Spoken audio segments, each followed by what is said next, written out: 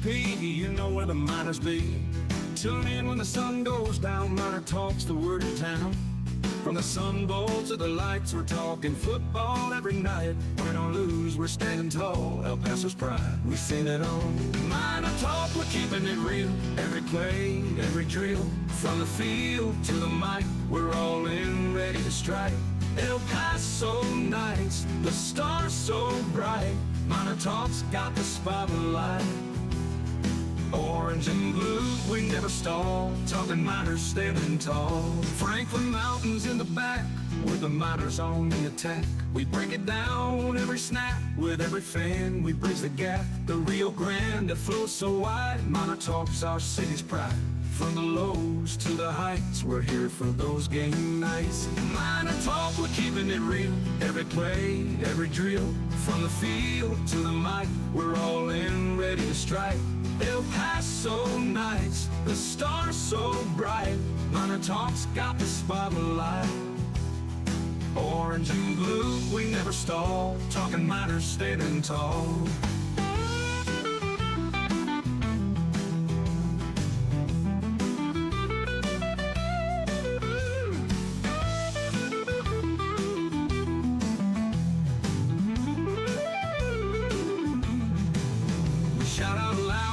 Crowd, every voice we make it proud.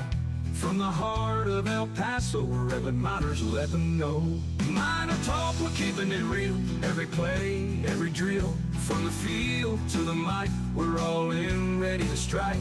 El Paso nights, the stars so bright. Miner Talk's got the spotlight. Orange and blue, we never stall. Talking miners standing tall.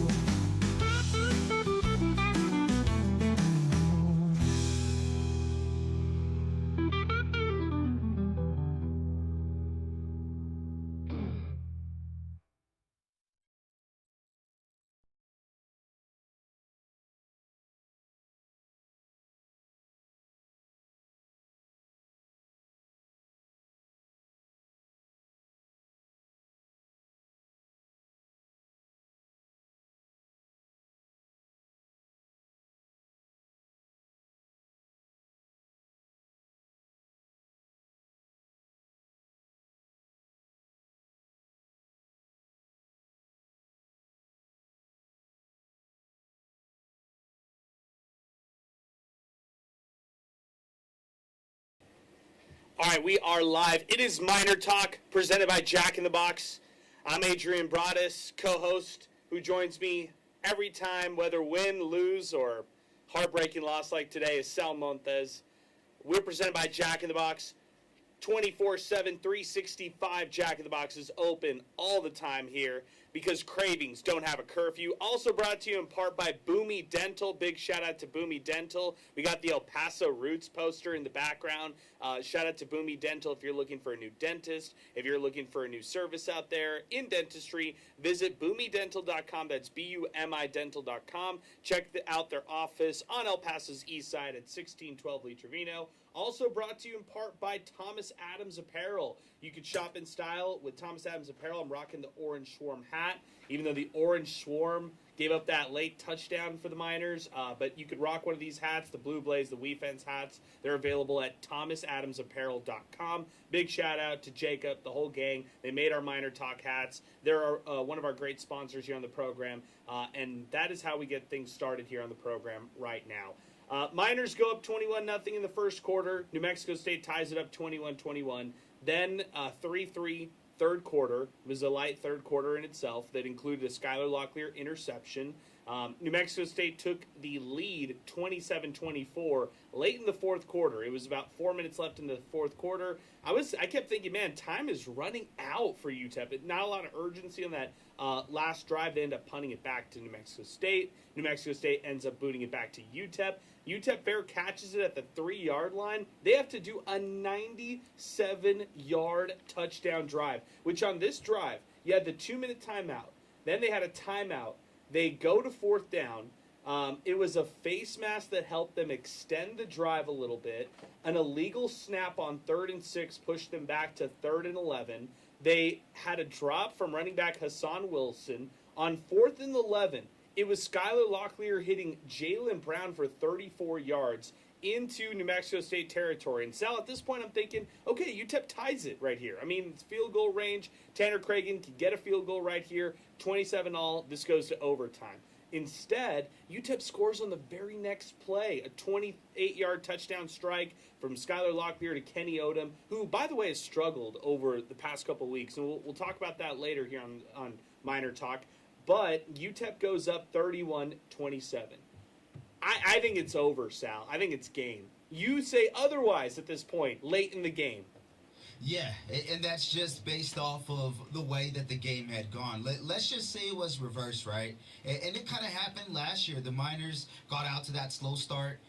It was all Aggies, and then it was all UTEP after that. That was pretty much what happened here. Just by way of how that game had gotten to that point, I would have favored the Aggies in that moment because what do they have to lose? What do both teams have to lose? I think that's a bad argument. Let me take that whole thing back. What do both teams have to lose? But the way that this thing had gone, like, it's just blow for blow at that point, and you kind of feel that whoever had the ball last was going to...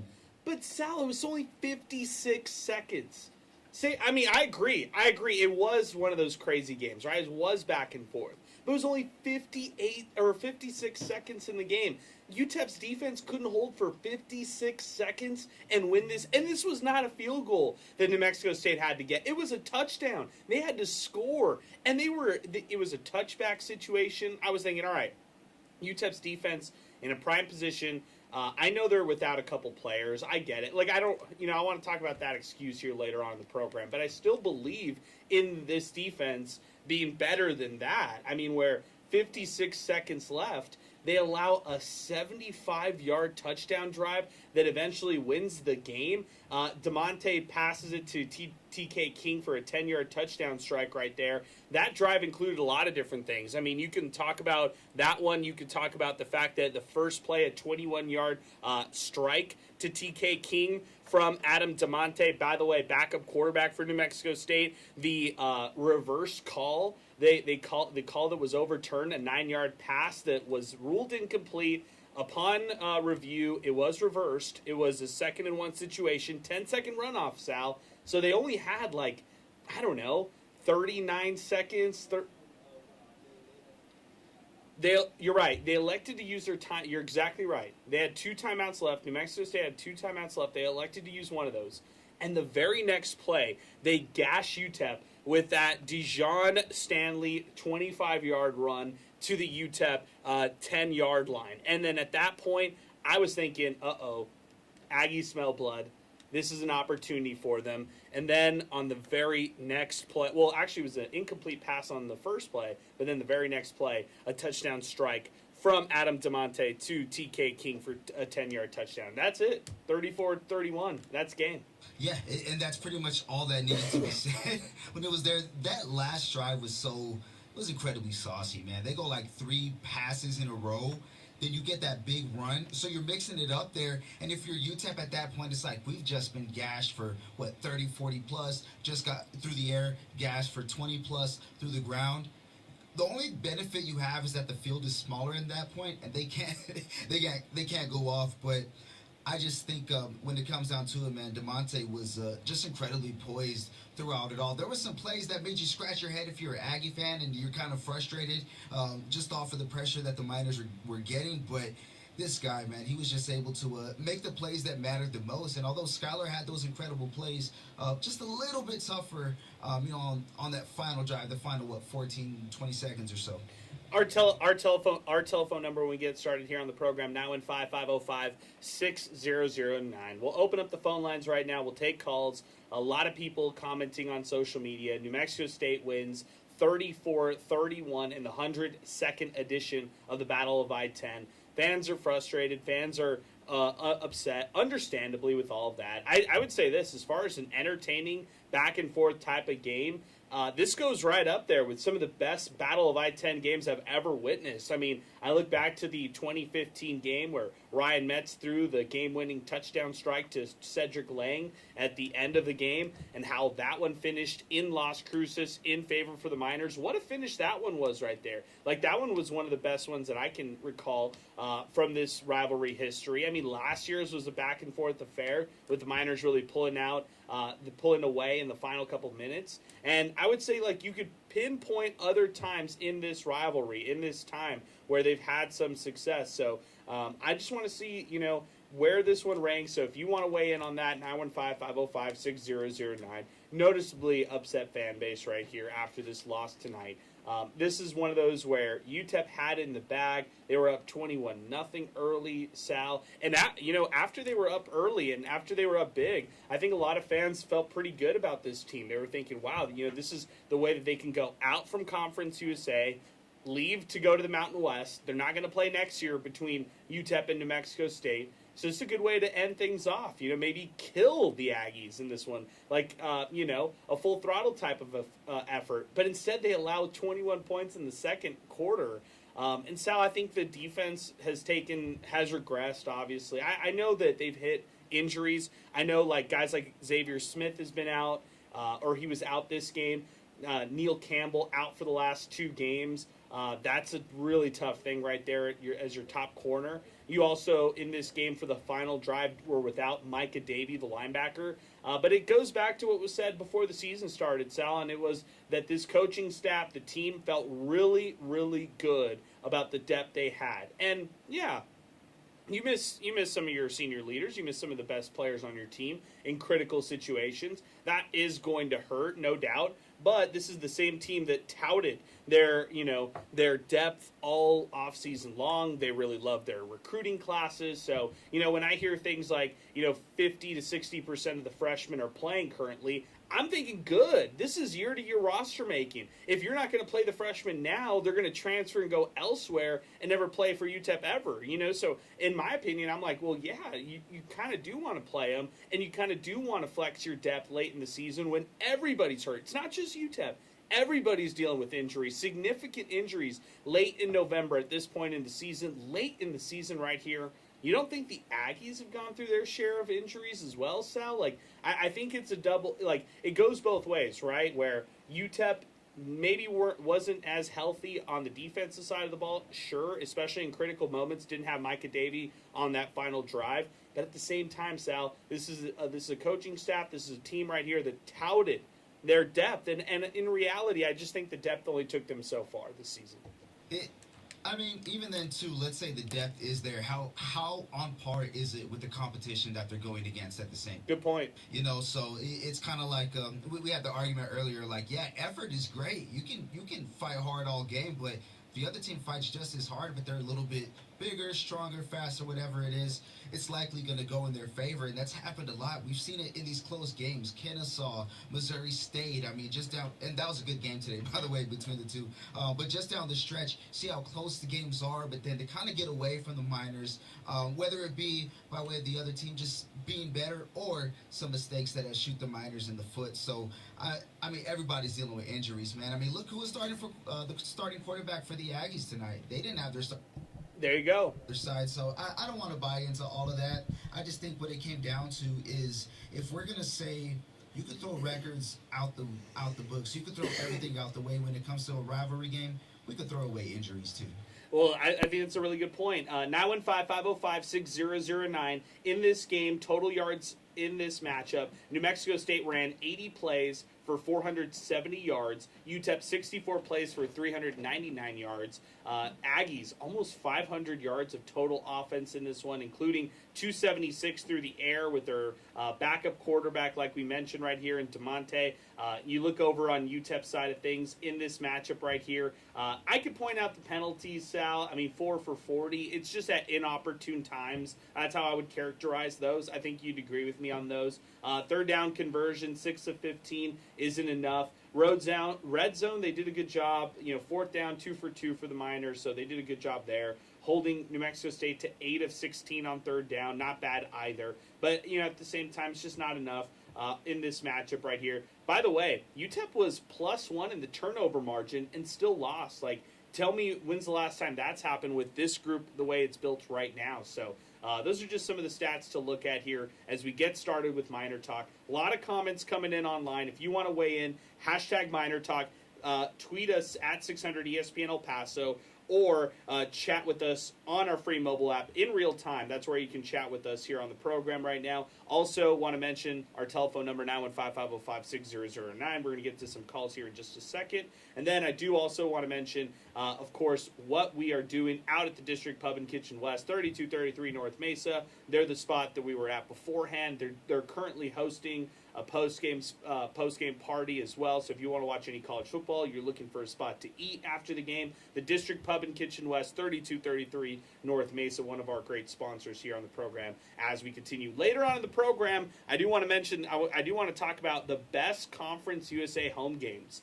It's over, Sal. 20 years is in the books. Conference USA no more for UTEP. They're turning the page and going to the Mountain West. And this was the last ever conference home game. So we'll revisit some of the better ones. We'll maybe be a little more positive in that segment. So get your thoughts ready. I've got some good nominations. And if you've got some good home wins in Conference USA at the Sun Bowl, send it to us at 600 ESPN El Paso. Let's remember the good times and maybe I guess end with a bit more positivity for the Conference USA side of things. But before we get to positives, let's take calls. 915-505-6009. NMSU, New Mexico State, defeats UTEP in the 102nd edition of the Battle of I-10, 34-31. Albert's going to join us first on the phone lines. Then we got Greg. Our telephone number, 915-505-6009. Albert, good evening, man. What's going on? Hey, good evening. I just wanted to keep this nice and sweet. Let's just cut straight to the point. That was ridiculous. How do you start off amazingly and then choke the rest of the way? I don't like the way they handled their time. I think it was dumb at some points, but oh well. We are really the worst school. In Conference USA, I would probably agree. And then what does that tell you, right? Because this is a bad league. As far as, well, and then maybe not the worst, right? Maybe I'm being a little hyperbolic in the other way, but I hear what you're saying there, Albert. I appreciate your phone call, man. Thanks for keeping it short and sweet. Thanks for allowing us to move forward here on the program. 915-505-6009. By the way, seeing a lot of, like, fire Scotty Walden and everything like that. Like, all right, Sal, I'm just going to be honest with all this right here, right? Like, let's be real. The buyout, if you had to look into it, is $1.5 million. There's no way UTEP is going to be paying that much. Like, come on. Let's get away from that conversation. Let's get away from the buyout talk right there because it's just not going to happen. Financially, it makes 0 sense. After year 2, that still doesn't really make sense to me. Do UTEP fans want this team to be much better at this point? Yes. Would you say they're worse from year 1 to year 2? I would say so. They're probably going to finish 2-10 on the season, Sal, which is definitely a step back from 3-9. And your record is who you are who you are at the end of the day. You are a team right now who's only had 2 wins on the season. One of them an FCS team. The other one most likely, you could basically call them an FCS team in Sam Houston. Scotty Walden, as of right now, is 5-18 at UTEP as a head coach. Yeah.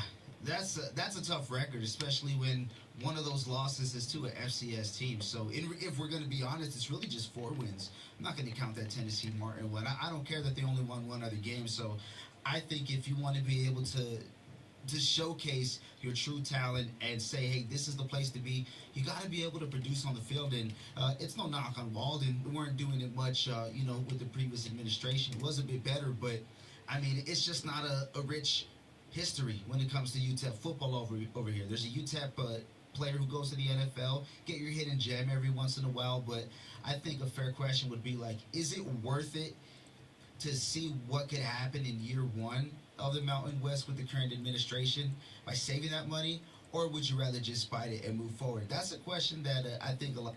But Sal, like if they can't even be competitive in NIL for certain sports, how could anybody expect this team to shell out that kind of money?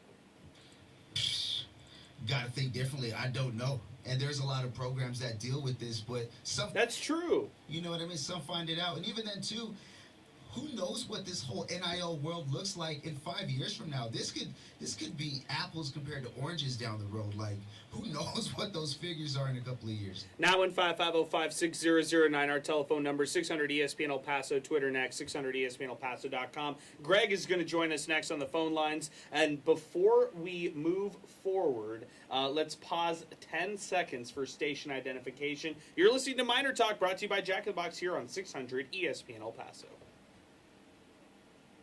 In the 600 ESPN El Paso mobile app. 600 ESPN El Paso is KROD El Paso. 915-505-6009. Greg is joining us next on Miner Talk. We're presented by Jack in the Box. Greg, good afternoon, good evening, I should say. What's going on, man? Good evening. Thank you guys for taking my call. You guys do a fantastic job every time. Okay, so my family and I were there at the game. I'm going to focus specifically in the fourth quarter, 2 minutes, when Miner scored that incredible, long, gain and everything, and scored a touchdown. And here come the Aggies. It's that play where the running back ran through the linebackers, through the secondary, reminds me of 2014 when UTEP women's basketball, if you all remember that, in the NIT. My wife's alma mater, Rutgers, but she's a big Miner fan. 8 seconds left. The Rutgers player got the ball, and all the UTEP defensive players they were not even afraid to touch her. The Rutgers player zigzag, scored the layup. Rutgers wins the national NIT championship. I was watching the UTEP defense. They didn't even budge. This little running back just ran through for a massive gain. It's kind of like, what was the defense thinking? It was a very tough game to watch. Injuries and all that and everything. But anyway, I'll leave it at that. It just, you know what? Kudos to the Aggies. We won last year. They won this year. But it's been a very disappointing season. So what? Do we have the third year is the year of redemption? Are we going to improve? I'll leave it at that. Yeah, I don't know, man. I don't know what year 3 brings. I think that there's a lot of things, right? Because this was a more favorable schedule, Greg. This was one of those schedules where you look at and you're like, yeah, I could find, 4 or 5, even, some of our listeners said 6 wins. I thought that was a bit of a stretch. I found 4 wins before the season started. And now they're at 2, and they're probably going to stick at 2. I think there were listeners out there, fans, who maybe thought, all right, maybe this is year, 2. They can maybe go 4, 5 wins. That's what, some fans were hoping for. 5, 6 was what a lot of fans were really expecting, I would say. Like, that's what they expected, not me. However, no one thought this. No one thought 2 wins. Like, for it to be at this point right here is a major step back for the program. And that they have to recognize that. They have to acknowledge that, Sal. And that's got to be a big deal moving forward is how do you turn they said they're not gonna be defined by wins and losses, Sal. But how do you turn and adjust to where you can actually win at this level, at the FBS level? Oh my goodness! Because next year's Mountain West, right, Sal? Like next year's Mountain West, it doesn't get easier. They got a taste of it this year, not only in football but also basketball. Like this is what they're up against. Got to be able to hang with the big dogs, and who knows what it takes to do that. One quick way we just talked about it, NIL. How do they get the money? As far as football goes, man, I don't know because for the people saying, hey, there's a chance for a third win. Technically, you're right. You play the game, but Delaware's 5-6. I wonder if they'll be applying for a waiver for a bowl game or for bowl eligibility if they get this win. And by the looks of it, they probably are going to get this win. I'm just going to reel off a game: Middle Tennessee, Louisiana Tech, Florida International. Those are their 3 conference wins so far. Likely going to be UTEP, but that FIU win is really nice, man. They took down Jax today, who took down, they also took down Western Kentucky earlier this year. So FIU's pretty solid. Nonetheless, though, Delaware is going to be a tough out for anybody. Even if, let's say they make it, they get that waiver, it'll be fun to watch. I got a bad stat for you, Sal. You know me. I don't like bad stats, but I got to give you a bad stat here on the program because at least we got to, if we're going to be critical and if we're going to be, if we're going to criticize this team, we got to at least back it up with some facts, okay? UTEP all-time in Conference USA, 20 years, okay? 48 and 118. That's their all-time record. 48 and 118. That includes, as I'm looking at this right now, one winning season in conference in 2014, one winning season in conference in 2005. There's a 500 record in 2008 and a 500 record in 2021. 4 times have they been 500 or above out of 20 years in Conference USA. That is a less than 30% win percentage right there in Conference USA for the Miners, Sal. And you know what the crazy part is? I haven't looked at it, but I'm going to take a guess that majority of those wins came within the first 10 years and not the last 10 years. I mean, that's a pretty good assessment. You look at the 2005 campaign, 5 wins. They go 3 wins, 2 wins, and 4 wins from 2006 to 2008, and then they go 3-3-2-2 from 2009 to 2012, and then they start to get a little bit more victories under their belt, but really it doesn't pile up to that much. It's just that's a tough record when you have to swallow, or a tough pill to swallow right there. Here's the last 5 years in Conference USA since the pandemic. We won't count 2020 because that was a shortened season due to COVID-19. 2021, that was a 500 season, 4-4 in conference play. 2022, 3-5. 23, 2-6. Last year, 1-7. Right now, 1-6. This is a bad conference, Sal. This isn't like we're talking the American Athletic Conference or the Mountain West right now. No, definitely not. And they've gotten significantly worse while the league has gotten significantly worse. I mean, give me Conference USA 20 years ago, I'm in heaven. I'm watching these games up and down Houston, Memphis, Tulsa. We can talk all about it later, but I mean, there's no way this league can compete with the league of old. That's why they've moved on to bigger and better things. Oh, I thought of a name too, FC USA, because it's basically FCS teams. That's a good one. 915-505-6009. Good stuff, Sal. Sidelines is joining us next here on the program. Kevin Bazar, who's back with us on the program. Sidelines, welcome aboard. You've just heard us rant. You've just heard us talk. Andy from the West Side is going to join us right after you, but you're back with us. Sidelines, it's great to hear from you. Give us your thoughts after New Mexico State downs UTEP 34-31 in the final minute. Hey, what's up, guys? Hey, thanks for having me on the program today, as always. When UTEP went up 21-0, things were flying high. I went to fan mode today, and I kind of, observed to see what everybody said, because it was a pretty good crowd tonight. Pretty good crowd. A lot of, the casual UTEP fans came out for this, which was cool. You got to see them. But the minute UTEP went up 21-0 and MSU scored that first touchdown, I was like, oh no. I felt it in my bones. As a diehard UTEP fan. I was like, you know what's coming next, Kev. You know what's coming next. They're going to come back and they're going to take the lead here. And I kind of felt it coming in, but just the truth of the matter is that this football team cannot play a full 4 quarters. The past few games they've been able to pull out, some points later on in the 3rd and 4th, but it was the script was a little bit flipped this time around. They came out firing in the 1st quarter, and then the 2nd, 3rd, and they came alive a little bit in the 4th, but they just kind of fell flat. This team cannot play a full 4 quarters, and as a fan, it's upsetting to see it. It's very upsetting to see it because they regressed from year 1 to year 2 under Scotty Walden. And I know you guys were ranting about his contract and his buyout, and I don't know if you guys have talked about this on Sports Talk, but there's clauses in Scotty Walden's contract that states that if he's fired, I think, within the 5 years, UTEP has to pay him in full. No payments. Oh, that's right. Yeah, I think when Dana Dimmel got fired, I think they furloughed the payments or something like that. I think that was the instance for his, 5th year. But no, UTEP's going to have to pay him in full.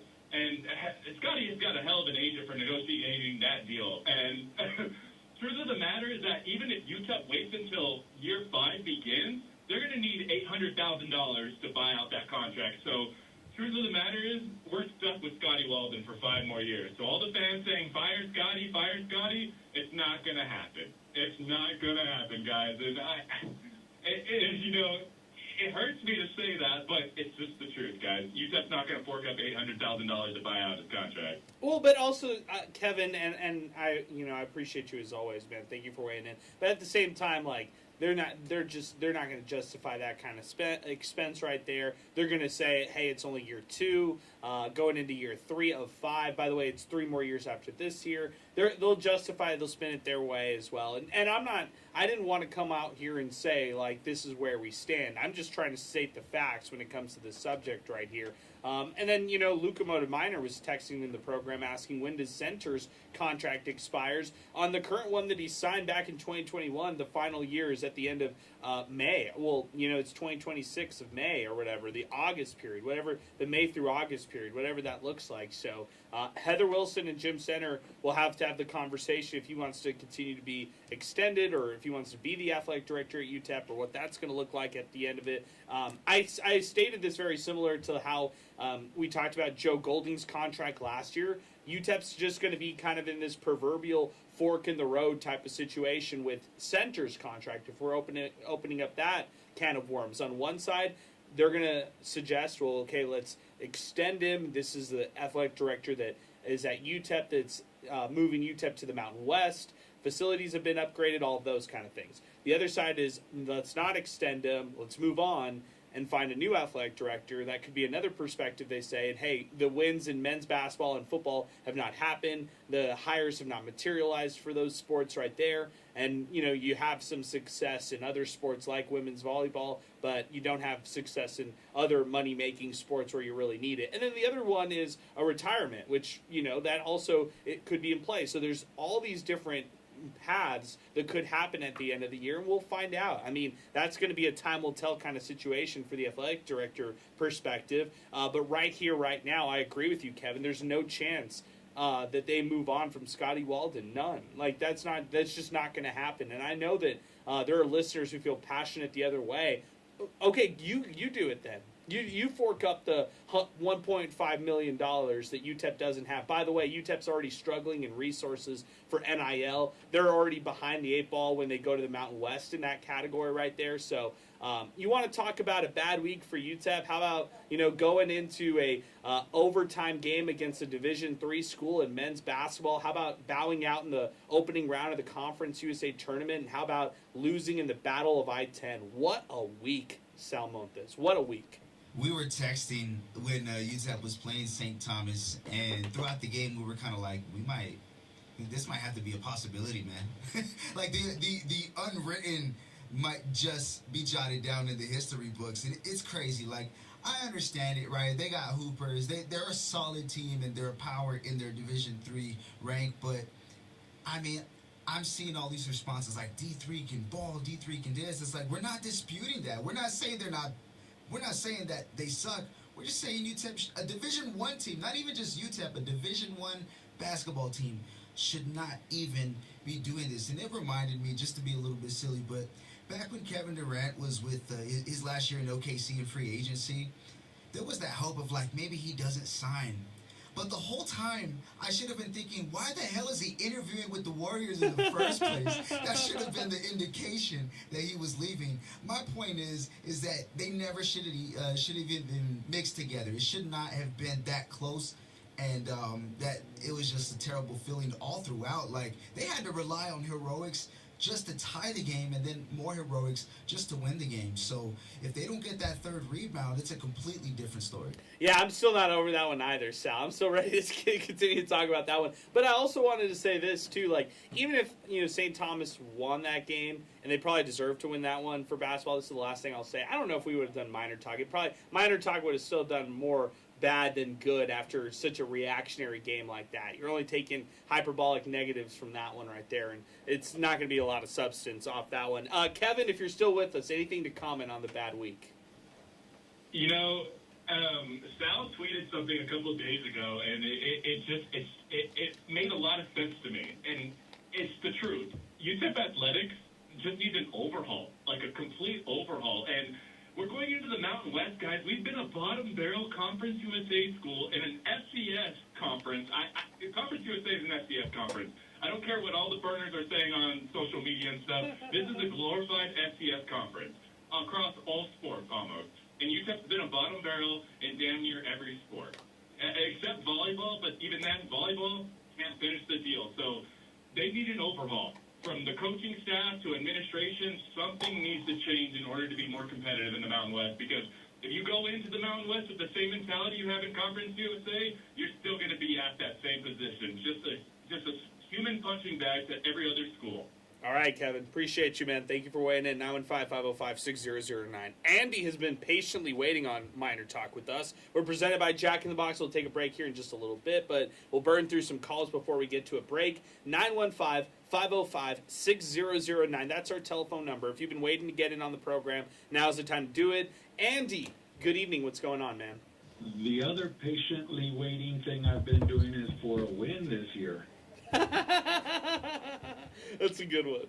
But I'm not patient anymore. I'm a little, no, I'm a lot upset. Holy smokes, how do you blow a 21-point lead? I'm at a loss. I'm upset. I'm disgusted. I'm just, my philosophy is always, win, lose, or draw, we support the local university, regardless. And I have to stick to my guns on that. But, oh my gosh, was it horrible today. I'm frustrated. This whole year, play calling is so inconsistent. It's like what was working for you in the first quarter, you were running big chunks, 8, 10, 12 yards. And then come second quarter, you go to the pass, and that's not working for you. Then you go back there to the third quarter some, and you start seeing a little bit of movement, but then it's so all over the place. Poor clock management, in my opinion. Poor timeout calling. It's just those strategies. It's like it doesn't feel like I'm watching a Division I program when I see those kind of things happening. I hear you, Andy. I would also say, look, with this group right here, I think the other thing that frustrates fans is, I heard this earlier, and I'm sure you could echo the sentiment. When it comes to New Mexico State, throw the records out the books, but you got to beat New Mexico State, right? Because that could help inspire, salvage whatever you want, spin the season a little bit more positively. And the Miners had it. The game was over. They had this game. It was 31-27. They had it in the books. And to allow that final touchdown right there, it's just, it feels like the biggest gut punch ever. Think about this also, Andy, from the West Side. The last 2 weeks, the Miners go into the fourth quarter tied at 24. Against Missouri State, it was 24-24. Today, 24-24. And then they finish out with, just a touchdown to close out the game. That's all they could put up in the fourth quarter for the Miners. And on the flip side for New Mexico State, doing enough to win in this matchup. So back-to-back losses when they were tied going into the fourth quarter. You could say 4 straight games when they were in it in the second half and just unable to pull it off. And I like Scotty. I like Scotty a lot.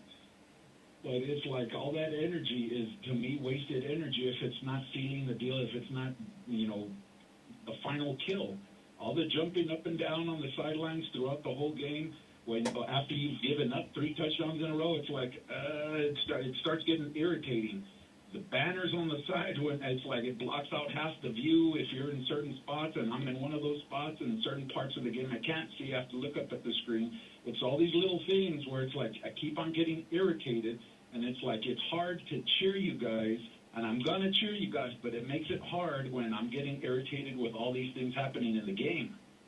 Yeah, that's another thing is that to some of those fans who are out there, they've said it's not fan conducive, or it's not conducive to those who sit right there, right behind that banner. So I understand what you're saying there, Andy. I appreciate your phone call in a big way. I thought you brought up some really good points, and I don't know where UTEP goes from here going into Delaware. Like, how do you get up for the Delaware game after this one? I think year 3 overall, like, I'm not completely out. Like, if you're able to recruit high-level players and still able to do it, at a high level here at UTEP, or at least bring players at a higher level, like, I'm not completely out on any of this right here, but they've got to do something in year 3, and that's asking a lot when, again, Sal. They're going to the Mountain West. It's a better schedule. They've got 2 bye games next year that are pretty significant in Michigan and Oklahoma, both road games.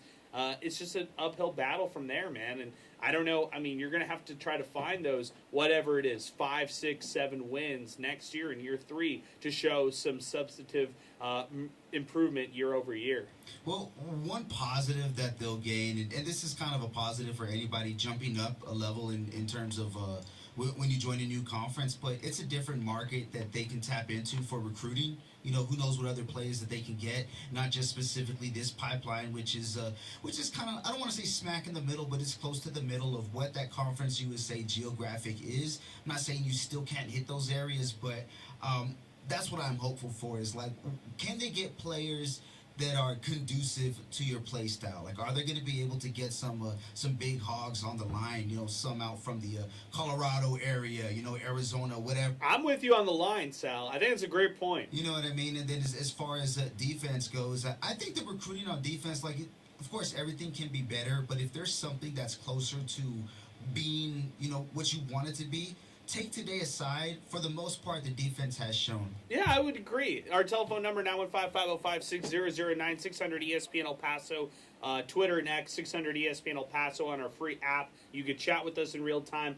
On the New Mexico State side of things, Adam DeMonte, 29 for 41. He had an interception. It was a tipped interception that Solo Barnes grabbed. He had 253 through the air, 3 total touchdowns. He was sacked 3 times by UTEP in this one. And then on the ground, Stanley, 109 on the ground. Impressive stuff right there. I thought he was a really good running back, and he did a lot of good things in this matchup right here against the Miners. And then defensively, they just did enough, man. I mean, it wasn't necessarily one thing, 2 things. They allowed UTEP to rush for their season best on the ground in this one here. 248 on the ground for the Miners, but, you know, it's still for UTEP just not good enough.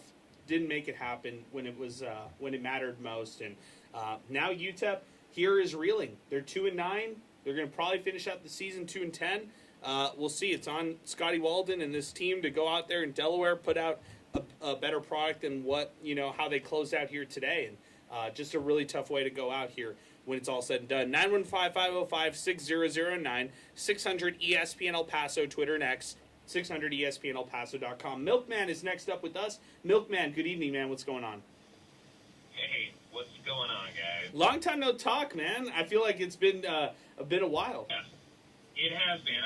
I've been pretty busy. I watched the games, been to them, went to this one today, and I don't even know. I'm at a loss for words. You know, it would be nice if it wasn't so predictable. Like that's the part that gets me. It's like I haven't really listened to much of the rest of the show, so maybe somebody else has touched on this, but I got to tell you, when they were up 21-0, and then New Mexico State scored, I was like, I already know what's going to happen here. Like, I already know what's going to happen. And sure enough, it happened. And I thought, God, why does it have to be so predictable? I don't even know what to say. Like, I don't know how much more a fan base can endure. I mean, back in the 90s, I mean, you know, when the football team sucked, it was like, hey, well, at least basketball season's here, and they're always good in basketball. I mean, like, we don't even have that anymore. Like, I don't know how much more this fan base can endure. I'll always be there. I'll always be a Miner fan. But man, this is a miserable existence. It is really, really hard to take right now. I feel like we had this conversation last year. Yeah, we did. That's the thing, we did. And the year before. Why are we still here? Why are we still here? I don't understand this. This shouldn't. I mean, we're not. Even if we don't go to a bowl game, like even you guys didn't. I know you weren't that high on them, but surely you didn't think we would only have 2 wins. I mean, nobody really thought that, right? No one thought that. Come on. I mean, this is absurd. I'm out. I don't know. I mean, when you have great recruiting classes, you would expect at least a few more wins, right? Like, I don't know what to say. I don't know what the solution is. I don't know. I have no idea. I don't know. I'm out of words. I'm out of ideas. I don't know. I hear you, man. I appreciate your phone call, Milkman. As bewildered as you are, I know a lot of other fans can echo the same sentiment. So I appreciate your phone call, man. Thank you for weighing in. Let's go to Mario, then we're going to take a break. So if you want to weigh in, 915-505-6009. I believe this is Mario Mocha, who's with us right now. And so Mario is going to be joining us here on the phone lines. Very excited to hear from him. Heard a lot about him in the headlines. And if there was an award for top listener on the program, Mario Mocha might be one of those guys out there. Mario, welcome to the program. What's going on? Hey, this is what I say, long-time listener, first-time caller. But I know we were joking around, and I said, I would call in. Obviously, great game. I'm here in California, freezing to death. I'm watching my daughter play softball. So she figures out the phone to watch the end of the game. I'm listening to it on the radio. But the reason I called in to say this, I hope that it can be figured out to play this game every year. I get it. He's winning, they're happy. Miners are not, or vice versa, like here. But it's too big of a game not to play it every year. So I hope that can be figured out. And from, I also hope, and I always was an advocate of, playing this game early in the season. I think a game like that should have 40,000 people there. But the year, there's a bigger risk of not having a successful season if the fans aren't as excited. But, hope springs eternal in September. So I hope they can keep it going, and I hope they can, because it's great for the area for sure. Yeah, no doubt. Mario, I appreciate your phone call, man. Thank you for taking some time and calling our program here today, and I agree with you. I hope that this game is being played in 2027 because it's not going to be played in 2026, so I hope that it's just a one-year hiatus and then right back to it, the Battle of I-10. We should never go a year without the Battle of I-10, so it's tough to see this game not be played. As far as earlier in the year, I'll disagree and say that it should be the Thanksgiving weekend. If they push this one more weekend, Mario, I mean, there would have probably been a lot more fans in attendance next week versus this past week. If family were in town, all that kind of stuff, make a trip out of it, make a day out of it, Battle of I-10. I think that's a little bit more conducive for fans. But, wow, Sal, there you go. Former New Mexico State Athletic Director Mario Mocha calling into Miner Talk. We've had parents, we've had probably coaches on some burner calls, right, who've called us here on Miner Talk. We've had, student athletes call us throughout the years. This is a first right here. Real quick, we've also had teammates, high school or AAU teammates of played. Very true. To congratulate their players. I'm trying to remember of the guy from Oklahoma State, but his boy was Likely, I think it was over here. That's right. Oklahoma State's Likely, and he was shouting out his... It was Caden Archie. I think that was Caden Archie. Yes, so real quick, just want to throw that out there. That's crazy, though, man. I had no idea. We just heard about him yesterday, and maybe 24 hours, he touches the airwaves. Yeah, he's hovering around. But with all due respect, like in all seriousness, right? His time in this area, he understands the significance of what this game... Very true. Even being on the other side, and we can be honest, the more successful side too. But when New Mexico State's winning, that helps out UTEP and vice versa.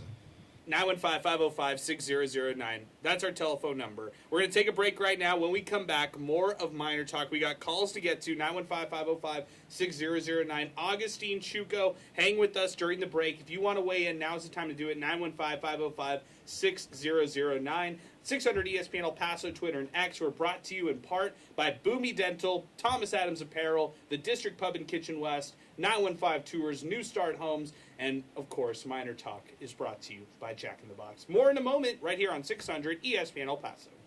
With Black Friday savings at the Home Depot, you can get... Cruising down the streets in BP, you know where the miners be. Tune in when the sun goes down, Miner Talk's the word in town. From the Sun Bowl to the lights, we're talking football every night. Win or lose, we're standing tall. El Paso's pride, we've seen it all. MinerTalk, we're keeping it real. Every play, every drill. From the field to the mic, we're all in, ready to strike.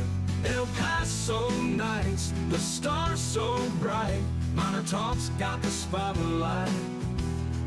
Orange and blue, we never stall. Talking Miners standing tall. Franklin Mountains in the back, with the Miners on the attack. We break it down every snap. With every fan, we bridge the gap. The Rio Grande that flows so wide. MinerTalk's our city's pride.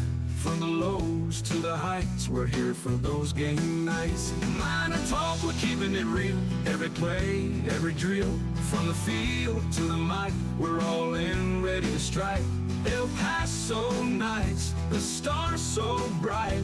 MinerTalk's got the spotlight. Orange and blue, we never stall. Talking Miners standing tall.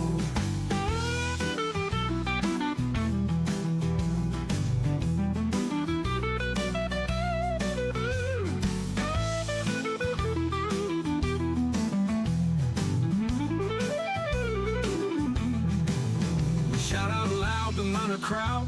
Every voice, we make it proud. From the heart of El Paso, wherever Miners let them know. MinerTalk, we're keeping it real. Every play, every drill. From the field to the mic, we're all in, ready to strike. El Paso nights, the stars so bright. MinerTalk's got the spotlight. Orange and blue, we never stall. Talking Miners standing tall.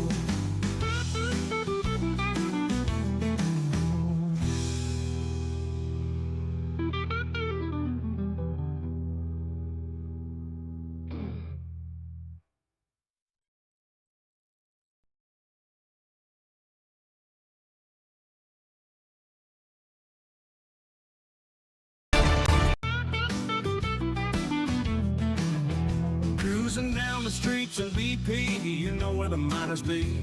Tune in when the sun goes down, MinerTalk's the word in town. From the Sun Bowl to the lights, we're talking football every night. Win or lose, we're standing tall. El Paso's pride, we've seen it all.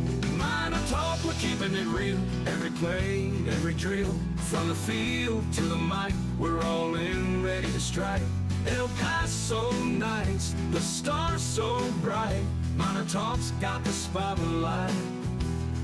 Orange and blue, we never stall. Talking Miners standing tall. Franklin Mountains in the back, with the Miners on the attack. We break it down. MinerTalk is live. We are presented by Jack in the Box. I'm Adrian Broaddus. He's Sal Montes. Chris Colin's in the house from Inspo Lens. We are live on Inspo Lens, YouTube, Twitter. People have said they've watched us while they're at home, while they're hanging out on their phones. So appreciate everybody watching us live here on Twitter Next and on Inspo Lens as well. Appreciate Chris being out here all season long. Hey, I mean, we've had to weather the storm. Chris Collins has had to weather the storm with us all season long. Appreciate Chris for joining us every single week here on MinerTalk. We might have to mic him up later on in the program because this one's going to get a little... we're just going to continue. We're just going to continue with all our thoughts and our conversations here on the program as we continue. Aaron's going to join us next. We've got Augustine, and we got Mickey here on the program, 915-505-6009. Let's burn through calls. Aaron, good evening. What's up? Adrian, thanks for keeping the lines open. Thanks for letting us fans get some stuff off our chest. Going to try to keep it short, but just want to say, as far as UTEP athletics as a whole, we're cursed. We're cursed in Conference USA. I don't know off the top of my head how many conference championships we've won. I know there's a few in maybe women's basketball, track and field, men's and women's have had a couple conference championships. I think golf had the most recent one with the men's team. But as far as the major sports, yeah, we're cursed.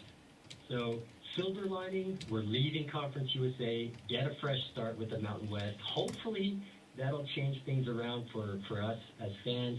But for what it is this season, can't be more heartbroken.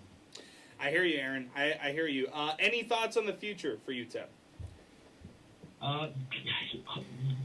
you know, as a native El Pasoan, we have to be hopeful. We have to be loyal to the team, win or lose. Some of the fans before me have said it already.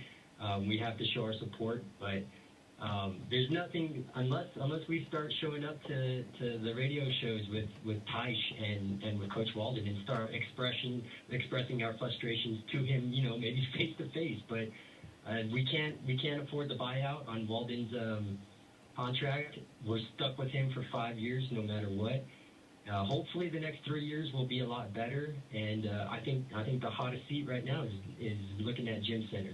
Okay, Aaron, I appreciate your phone call, man. Thank you for weighing in. Augustine's going to join us next, but I do want to mention this, Sal. And if it wasn't for things like AI and more specifically Grok, by the way, this is an endorsement for Grok. We are live on Twitter and X, too, so there you go, Grok and Twitter. Grok I just asked it, how many conference championships for Conference USA? Sal, over-under is 15, over-under. In all sports, all across sports. In all sports. 20 years, over-under is 15. Where are you going? I feel like this is a trick question, so I'm going to go under. It is under. 13 is the number, and let's run through it. Men's basketball, 2010 regular season champs. Women's basketball, 2012 tournament champions. Football, 0. Men's cross country, 4 titles. Women's cross country, none. Women's indoor track and field, 3. Women's outdoor track and field, 1. Men's indoor track and field, 2. Men's outdoor track and field, 1. Volleyball this year. Soccer, none. Softball, none. Women's golf, none. Neither had women's tennis, rifle, nor beach volleyball. That doesn't really count. They haven't played that long. 2023 since then.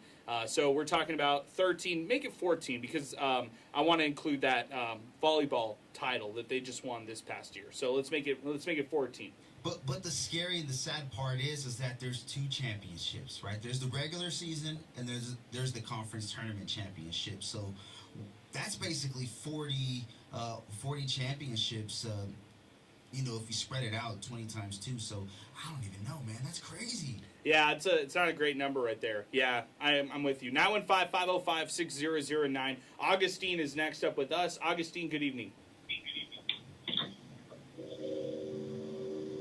Uh-oh, he may have hit a traffic jam or something. Let's go to Chuco next. Let's get Chuco here on the program. 915-505-6009. Chuco, good evening. What's up, man? Hey, Adrian. Well, thank you for taking the call.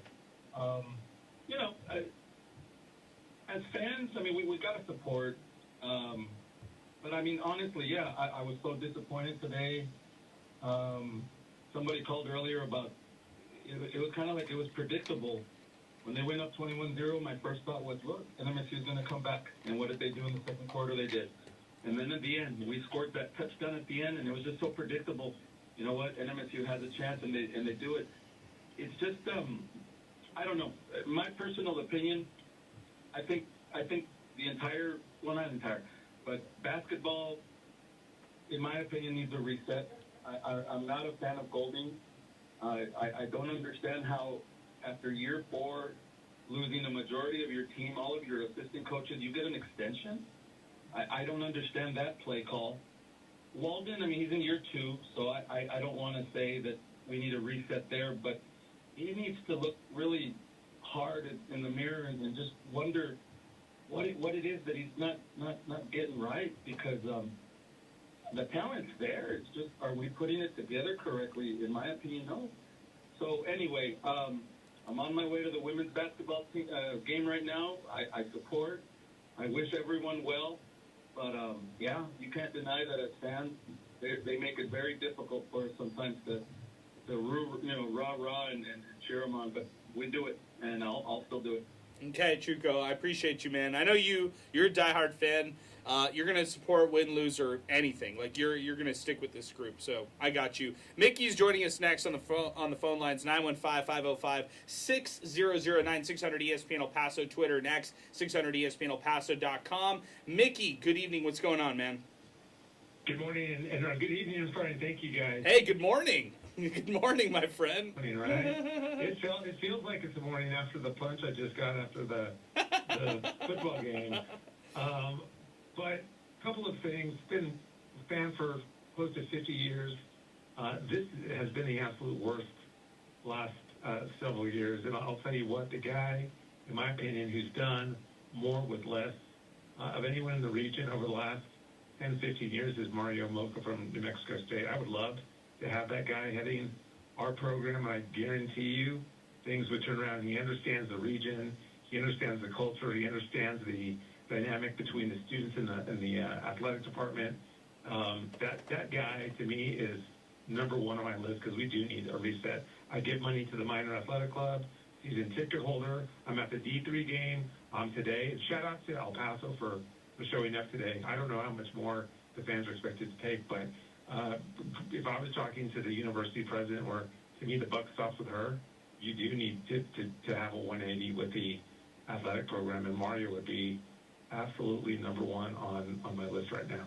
Okay, I appreciate it, man. Thank you, Mickey. Thanks for giving us a call on that one and giving us your thoughts on, kind of where they need to head to after this year or whatever. You're kind of thinking turning the page, but that's a season ticket holder. That's somebody who's very passionate about UTEP athletics right there, and somebody who's very disgruntled. I'll say this: 16,000 fans in attendance for this matchup. To be exact, 16,677 fans in attendance at the Sun Bowl. At this one for the Battle of I-10.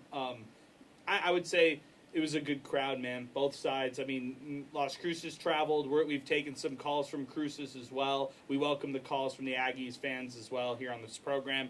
But yeah, I thought, given the time, given the records for both teams and all that kind of stuff, could it have been better? Sure. Yeah, sure. But, it's another one that's on ESPN Plus. Sometimes that deters people from going out watching a game. They just go watch it from their comfort of their home or whatever, or a place that's establishment in town that might have it, whatever it might be. Regardless, Miners lose. New Mexico State wins in this one, and Aggies finish this one 34-31 when it was all said and done. So fans understandably upset after this game. 915-505-6009-600 ESPN El Paso, Twitter next. A lot of comments coming in on social media, so we'll get to those comments here in just a bit. Let's go to Frank before we get to those comments on social media. 915-505-6009. Frank, good evening, man. What's going on? Hey, what's going on? I too am went to watch UTEP basketball, women's team. Number 14 out there, I found out she's actually a cousin of ours. Her family is from El Paso. Her grandfather's. And she was recruited out of Northern California. That is Tatiana Calazo. Whenever you get a chance, give her a shout out. Okay, Tatiana Calazo, shout out to you. Appreciate you mentioning them. And by the way, women's basketball off to a good start, so I'm happy you're supporting this squad right here. For the women, they're off to a 3-0 start. They're taking on UT Martin tonight. Should be a victory for Keith Adams and company. Although I shouldn't say anything, because I thought St. Thomas was an easy win right there. We already said we were doing MinerTalk after that one. You know how that one went. But for your cousin, for this women's basketball's sake, they need to get a victory tonight to help Miner fans at least sleep a little better than what they feel currently right now. Exactly, and I do believe they will come through for us. Yeah, we me need too. to get more people out of these women's games. They're a great bunch of girls up there, and they try hard for us. They really do. Agreed completely. Get back to football. I haven't heard I wasn't listening to all your program, but I don't know, this came back, but it's the top, same thing with not Alicia, who was the president this little while back? Yeah, President Diana, Dr. Diana Natalicio, R.I.P. Yeah, she and Coach Bear had a good relationship, and she cared about basketball. She put money into basketball. Football, she never did, and this new one that took over, I'm not sure they really care very much about football. And I wish that would change. Just got to start from the top. I hear you, man.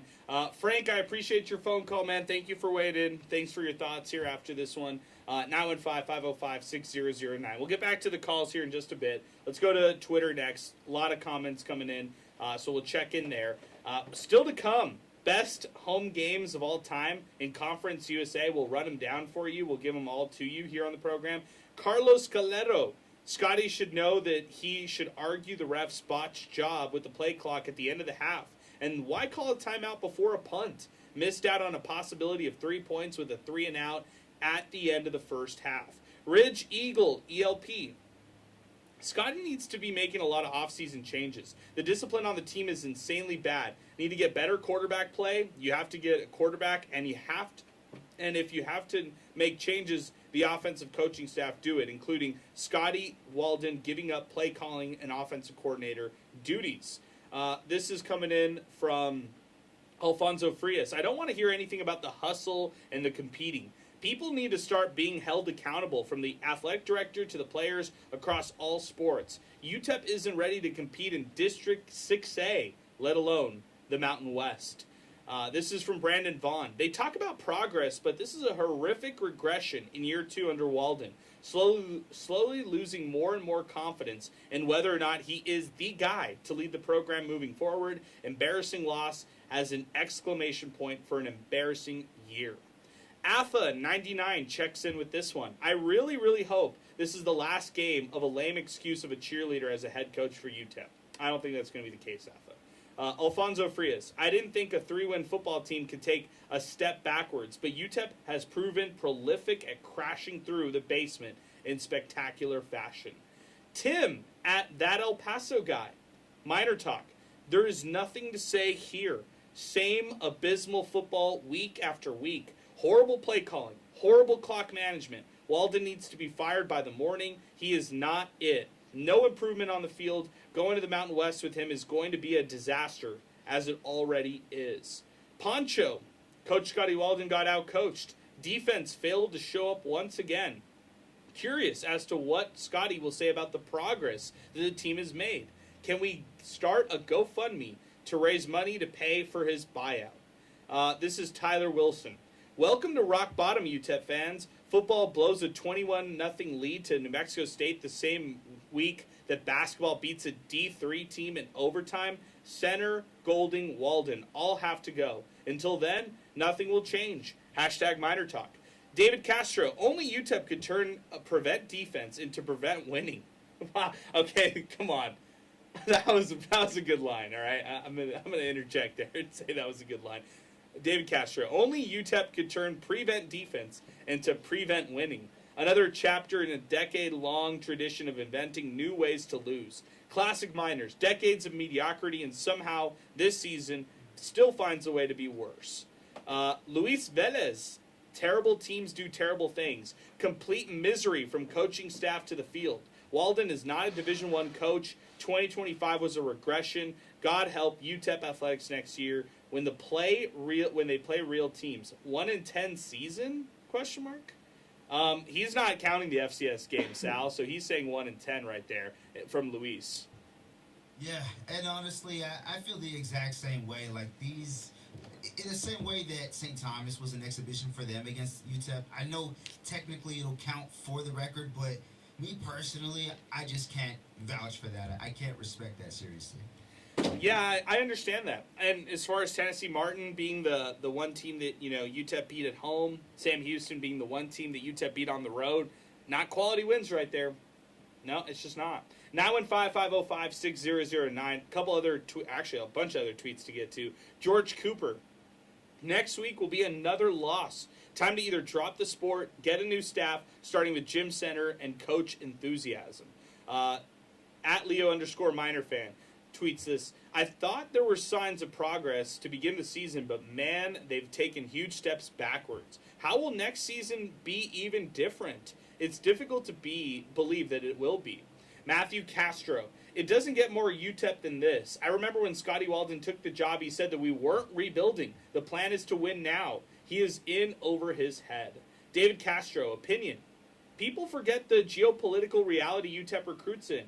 Parents Google El Paso. They see headlines and negativity pushed from outside narratives. Hard to recruit when the city gets judged by narratives instead of reality. All right, I'm going to completely disagree with this one right here. I'll get your thoughts on this, Sal. The geopolitical scope of El Paso is something that UTEP And I would say this university, the city, has had on their back, not just in the recent years, okay, let's take it back to 2020 in the COVID-19 pandemic when we were one of the hotbeds for the virus. Like, no one wanted to play here. That was a real reality. Like, no teams wanted to come to El Paso to play against the Miners. That was what happened. They had so many different reschedulings. They had all these crazy games.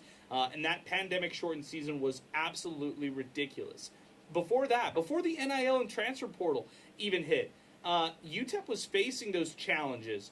They were facing the challenges in the early 2000s, the mid 2000s, the late 2000s. Like, they were facing those same, things that you're just saying right there, David Castro. I completely disagree, and I would say most coaches, once they get players out here into El Paso and they bring them here, you don't, like, these players don't want to leave. They like the city for the most part. Like, it's not like the geopolitical scope of this city is hindering the recruiting classes. And by the way, this football program had back-to-back classes that were number 1 in 247 and rivals in terms of recruiting across Conference USA. So I don't buy that excuse. What do you think, Sal? Yeah, no, I don't buy it at all, especially when that's not even the deciding factor for majority of these kids. Maybe it'll work for some, but at the same time, too, we can flip it over. Look at some of the alumni that UTEP has that recruits are fans of. Like, there could be somebody right now whose favorite player is Aaron Jones, and they get an offer from UTEP. Barring whatever other offers they may have, that could be a legit option because they got an offer from their favorite player. That's just one example. But I don't buy it at all because if there's something that's knocking UTEP, there's something that's for it. They just got to win more appealing. How does New Mexico State do it? How do these other schools do it that face similar challenges to El Paso in that quote unquote geopolitical disadvantage? Like, I don't buy that. I don't buy that as an excuse one bit. Now, if the coaches said, "Hey, look, we have coaches and rivals recruiting against us because of these things," I do believe that because that truly does go on. But in reality, how much does that hurt? We'll look at the rankings. The rankings speak for themselves, and they were atop the rankings. They're just not getting the production they want out of it right there. Before we go back to the phones, our telephone number 915-505-6009. A couple other comments to chime in. Hunter texts into the program. When you asked earlier about how they can pay the buyout, the real answer is they can't afford not to pay the buyout. How much money is being is this miserable program losing them year over year? You either pay now or pay later. This guy will never lead a team past 3 wins. It'll cost them more in the long run trying to save that. What's their attendance average this year? They could have easily added 20,000 fans a game, conservatively. A $20 average ticket makes up $400,000 alone. Okay? Just a comment there coming in from Hunter. More comments coming in. This is Enrique Ortiz. I'm not calling in today. I always defend our team after loss after loss. This loss today somehow hurts the worst. Men's basketball is the next to get me depressed through the holidays. I'll comment again about our football team come April 2026. MinerTalk, next game is the Sun Bowl game. I'm excited about the Sun Bowl, by the way, the Tony the Tiger Sun Bowl. This is coming in from Matthew Castro. You're a bleeping football team. Yes, you actually are defined by wins and losses. Literally a losing team because they have more losses than wins. This is coming in from Little Badgers. Oh, okay. He's chiming in on his favorite Conference USA home game. I'll get to that in a little bit, Little Badger. Yeah, I'm excited about that segment. That's the one positivity that we'll bring on the program. This is Steve Escajeda. Who, by the way, was on fire on Twitter today. He did a great job all across social media. Shout out to our pal Steve Escajeda. New Mexico State leads UTEP 27-24 with 9 minutes to go in the fourth quarter. Since UTEP took a 21-0 lead on their first 3 drives, they went punt, punt, punt, punt, interception, punt, field goal, punt on their last 8 drives. That's 6 out of the 8 drives pretty much to close in on the game when it really mattered, where the Miners offense couldn't move the ball. So the narrative in this game could be, well, the defense didn't hold up at the end. Yeah, that's at the end. And yeah, the defense has 0 excuses. In fact, if I was to give the defense a letter grade today, it'd be a D- or a D+, something like that. But at the same time, the offense didn't move the ball enough in order to win this game. So I was very disappointed at that. When I looked at it in the grand scheme of things. This is coming in from Little Badger. I'm now fed up. This is unacceptable. You're 21 and you end up losing. You're up 21-0 and you end up losing. Time for an overhaul of the athletic department. At least the money-making sports. #Fire Scotty. #Fire Center. Miner in Wisconsin. UTEP needs to stop the practice of giving a coach 3 or 4 or 5 years to prove themselves. It's just throwing money away to kill off the fan base. Time to make a change. This is Little Badger. How do we go from being a top 25 team winning 8 games a year 20 years ago to this? How did the basketball program go from being a mid-major power to almost losing to a D3 school the other night? Bleeping crazy. Changes need to happen. This is coming from College Football Freak. This guy is living in delusion. It's time for Scotty to go. It won't get any better in the Mountain West. This is a losing program. This is coming in from Depressed UTEP fan. You are 1,000% defined by wins and losses, Scotty Walden. This is from EP Sports Talk. What a clown. Quickly becoming the basketball football laughing stock of the country is UTEP. Adrian Michael Esparza. Isn't the whole point to win? Winning or lack of 100% defines who this team is. Blaine McDonough. That quote is enough to have a coach fired at almost every school. At UTEP, Heather Wilson and Jim Center will have the audacity to ask fans to fund their charitable causes, that is athletics. I give 0 to UTEP, and I proudly admit it. I'll join the bandwagon once wins matter to this athletic department. Poncho. Scotty Walden is a head coach. His job is entirely defined by wins and losses. This job is way too big for Coach Walden. Mr. Vatican at Roy Wally 1. Wins generate increased attendance and revenue. Losses don't. What a genius Walden is. He needs to pack up his stuff. Manny David. UTEP football is what it is. I'm definitely a diehard and will be there win or lose, although wins are now fewer nowadays. I'm just glad to leave Conference USA. I don't have high expectations for 2026, but definitely look forward to Mountain West football. Sal, I'll agree with that. Like, I don't know where my expectations lie. I think it's way too early. We don't even know what kind of roster it is, but I'm excited that it's at least Mountain West football.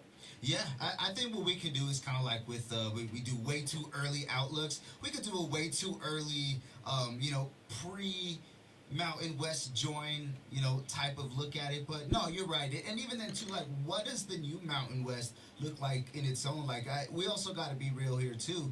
We're giving Mountain West credit, and it is a better league. Even the new Mountain West is a better league, but it's still the new Mountain West that is not, the previous Mountain West. So who knows what that league looks like.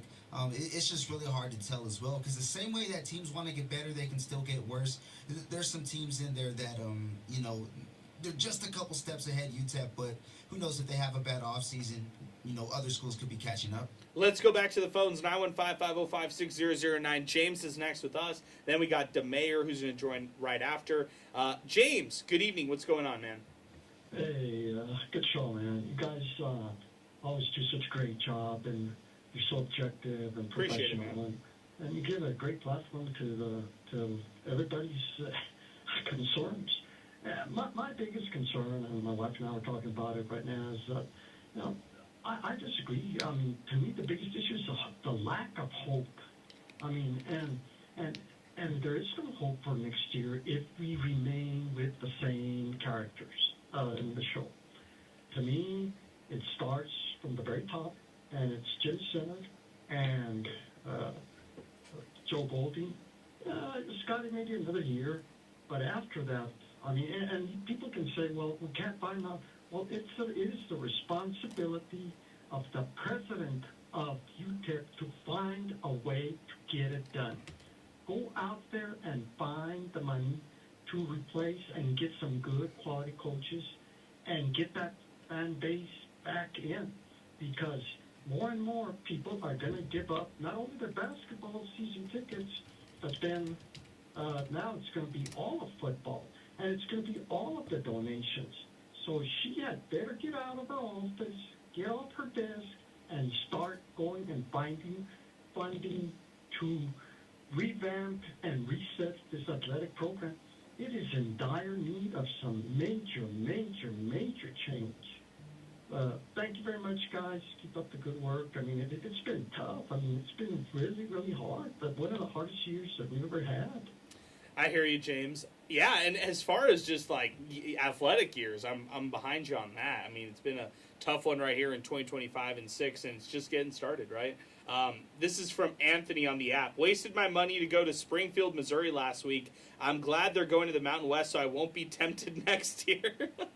But he's joining us from Kansas City, so good stuff there, Anthony. I appreciate your message here on the program with us. 915-505-6009, our telephone number. We got a couple calls to get to as well. 600 ESPN El Paso, Twitter next, 600 ESPNElPaso.com. Michael G, a football team is not defined by wins and losses, and then puts a laughing emoji. 915 Sun City Caper. We're not defined by our wins and losses, only how bad Jim Center and Heather Wilson are at getting UTEP athletics fixed. Eliminate every coach except for volleyball.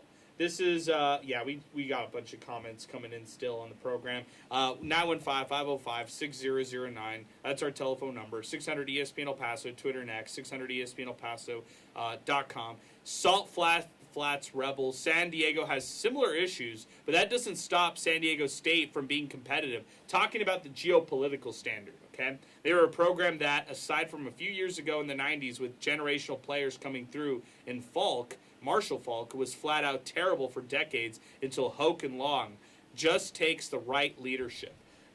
Okay, I got you on that. Let's keep it moving. 915-505-6009, our telephone number. After we get to this call, we're going to take a break. We'll continue to take more calls. If you want to weigh in, 915-505-6009, and then we'll do our favorite games in Conference USA as far as the home games go. So we'll talk about that here in just a bit. But before we do that, we'll go to Eddie, who's joining us. DeMayor, who's back with us on the program. DeMayor, what's going on, my man? How are you? Oh, made it back to Las Cruces safely. Thank goodness. Enjoying the show. And I really am heartbroken for Miner fans right now. I'm being honest, Adrian, because all I hear is the sadness in their voices over at every caller, another caller. And, you know, there was one caller, and as he was talking about it, I was coming to an agreement thinking, I wonder if Heather Wilson really does care about athletics. Yeah, she shows up, but I don't see her making any kind of moves. And it makes me really curious what her thoughts are on athletics, because even all the time that she's been around, I could not remember a time she's commented very much on athletics and any kind of changes that might be coming. So really wondering about that, about play calling once again, and even on the defensive side, right?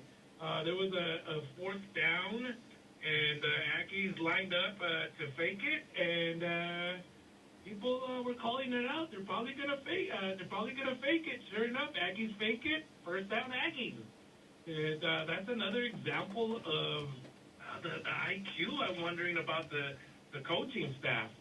Got to make a positive comment about the Aggies uniforms today. Looked beautiful in the sun. They did. And really enjoyed those uniforms, especially as someone who needs to see clear numbers.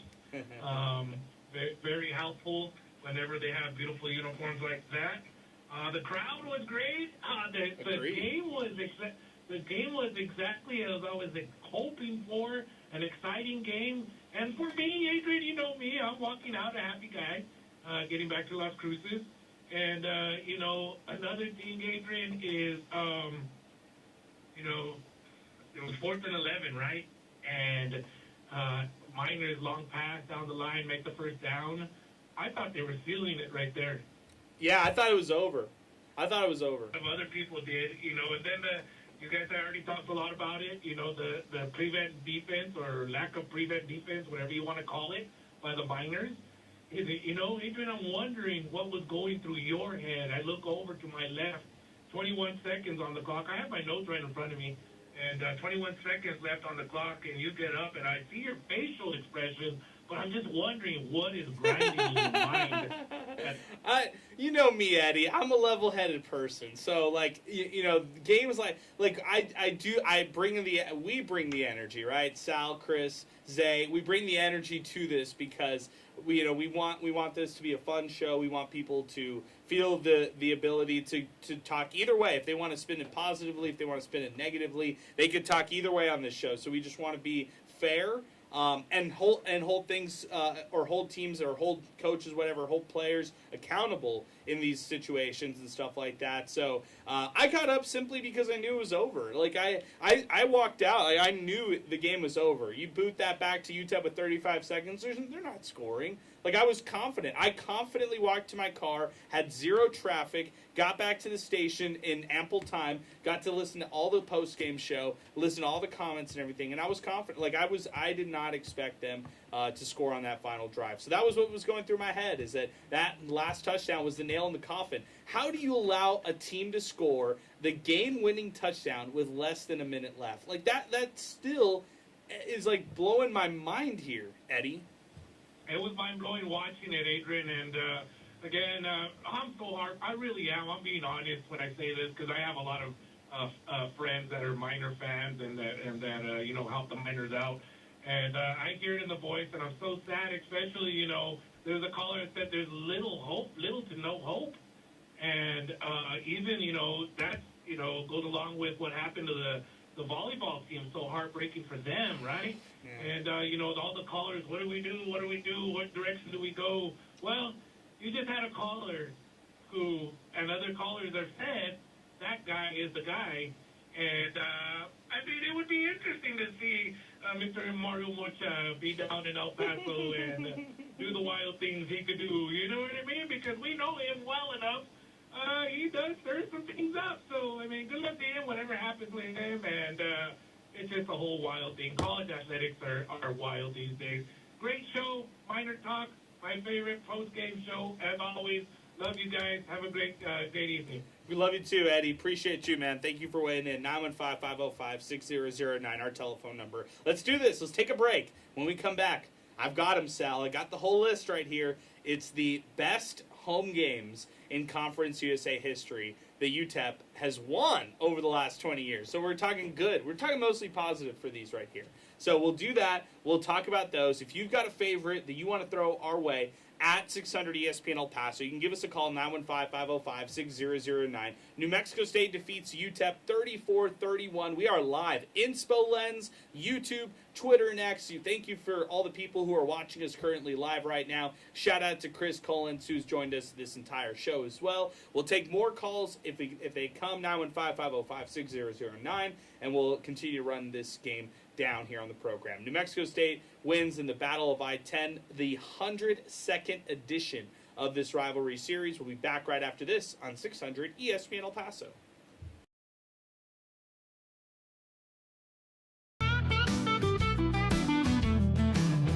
Cruising down the streets of BP, you know where the Miners be. Tune in when the sun goes down, MinerTalk's the word in town. From the Sun Bowl to the lights, we're talking football every night. Win or lose, we're standing tall. El Paso's pride, we sing it on. MinerTalk, we're keeping it real. Every play, every drill. From the field to the mic, we're all in, ready to strike. El Paso nights, the stars so bright. MinerTalk's got the spotlight. Orange and blue, we never stall. Talking Miners standing tall. Franklin Mountains in the back, with the Miners on the attack.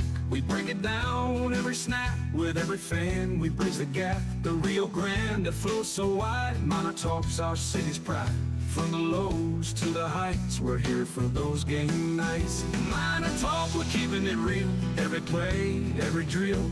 From the field to the mic, we're all in, ready to strike. El Paso nights, the stars so bright. MinerTalk's got the spotlight. Orange and blue, we never stall. Talking Miners standing tall.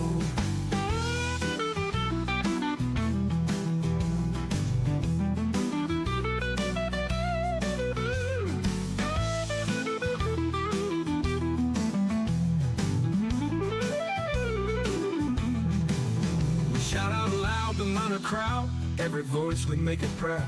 From the heart of El Paso, wherever miners let them know. Miner talk, we're keeping it real. Every play, every drill. From the field to the mic, we're all in, ready to strike.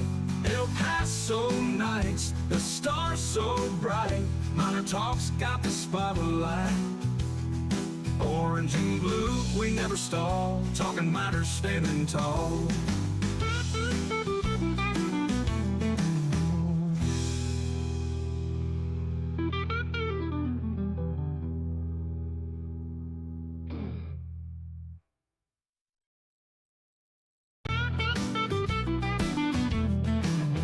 Cruising down the streets of BP, you know where the miners be.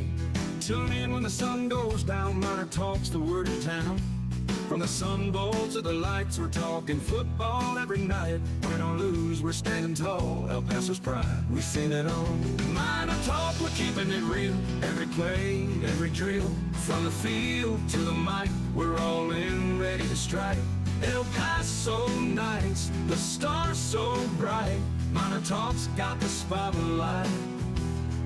Orange and blue, we never stall. Talking miners standing tall. Franklin Mountains in the back, with the miners on the attack. We break it down every snap. With every fan, we bridge the gap. The Rio Grande that flows so wide. Miner Talk's our city's pride. From the lows to the heights, we're here for those game nights. Miner Talk, we're keeping it real. Every play, every drill. From the field to the mic, we're all in, ready to strike. El Paso nights, the stars so bright. Miner Talk's got the spotlight. Orange and blue, we never stall. Talking miners standing tall.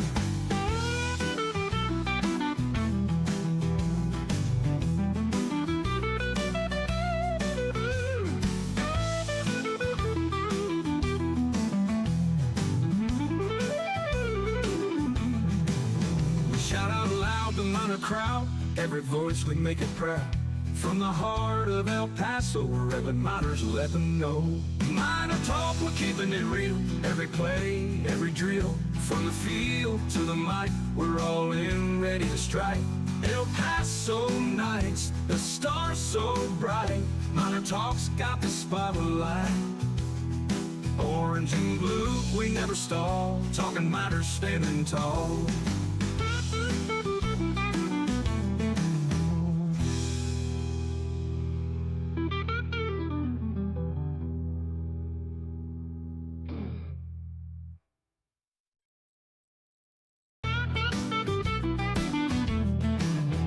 Cruising down the streets of BP, you know where the miners be. Tune in when the sun goes down, Miner Talk's the word of town. From the Sun Bowl to the lights, we're talking football every night. Win or lose, we're Jack in the Box. We got a call to get to. We got a segment to get to. 915-505-6009. Talking with Chris Collins here behind the scenes from Inspo Lens. Let's be fair, Sal. After 2 years of Dana Dimmel, RIP, he was 1-11 year one, 1-11 year two. Those were not good years either. So we'll be fair. Like, it hadn't worked in back-to-back coaches in those first two seasons. Year 3, 3 and 5, I don't even count that. It was year 4 where he goes to the bowl game. I'm talking about Dimmel. So just to be fair, I'm just talking to, all this right here. To be fair on all sides right here, because we're talking Walden and the record and all that kind of stuff. So there you go. Battle of I-10 wrapped up. New Mexico State defeated UTEP 34-31. If you want to weigh in, 915-505-6009. George is going to weigh in right now. Then we'll get to our segment. If you've got your favorite game, Conference USA home game of all time, 20 years, here at the Sun Bowl, give it to us, 915-505-6009 or 600 ESPN El Paso. Twitter next. George, good evening, man. What's up? I'm sorry, Adrian, my voice is gone. Thank you guys for everything you do. You guys are awesome. Lay, you, Sal, everybody, Albert, everybody, you guys do an awesome job letting our voice be heard. It's really demoralizing and very frustrating at the same time to see a team that has so much potential, that can do so much, and yet let it fall away on the wayside. There's no reason why they allow this team to come back on them and score 21 unanswered points. Come back and just tear you apart. I mean, there was no defense towards the. I mean, it's hard to play with a lead. I get it. You start lagging, but at the same time, as a coach, you're the one that has to rally the troops. And you know, I see him do it, but I don't see the players relay out on the field. I mean, when that prevent defense is going on, I mean, you see the run down the middle, and nobody reacted to it. Nobody. It just, this guy had free range to run all the way, and you let these guys score in the minimal amount of time. There was no effort by New Mexico State. You know, if you're going to win any games, this is one of the games that you win. Ultimately, this is like my Super Bowl right here. Miner against Aggies. I mean, you got to win against our rivals, especially if we're going to the Mountain West next year. We got to keep that platoon here in El Paso. They had to do everything they could to play balls out. And I heard them say pregame, oh, we're going to treat this as though we're 14-14. Even when they were playing 14-14, they didn't look like they were executing like they were down by so much points. They look lagged, they look relaxed instead of being out there. And I think and MSU just wanted it more, man. Honestly. They did. Yeah, they did. And look, like, they wanted it. They rallied back from 21 down. It was the Miners who couldn't protect that lead on their side, so they wanted it more. They stole it. They snatched the win in the end with that late drive that only took 35 seconds. They were decisive. They had a backup quarterback doing it, and they get bragging rights for the foreseeable future against the Miners right here. So, yeah, George, I'm totally behind you on that. I appreciate your phone call, man. Appreciate you weighing in despite the no voice here on the program as well. So good stuff. Appreciate Zay. He was out there as well today. Do want to mention that. He was taking photos. He was on the sidelines. So be sure to check out his coverage later on. Of course, my name is Adrian. We got Sal Montes here in the building as well. Chris Collins here from Inspo Lens as we continue. 915-505-6009. Okay, guys. All-time Conference USA games, okay? I'm going to go back to 2005, the first year UTEP joined the conference, and that's where I find my first game. It was the 44-41 double overtime victory against Houston. This is when Jordan Palmer went up against Kevin Cobb. What a game that one was right there. I mean, that one, I can remember that one right there. I remember how exciting it was, how back and forth it was. Double overtime victory, Miners over the Cougars in 2005. Sal, I'll reel all of these off, but feel free to interject whenever you want on any of these, okay? So next up, 2000. Yeah, I'm excited for which ones we have the same. This one is the same year, 2005. 41-38, UTEP defeats Tulsa, and they were down 23-10 early. Tulsa was up big time, and the Miners rallied back. They won in the end. They were down late in this game, too, and they won in the end, 41-38, that same season in 2005. So those are the two games out of 2005, okay?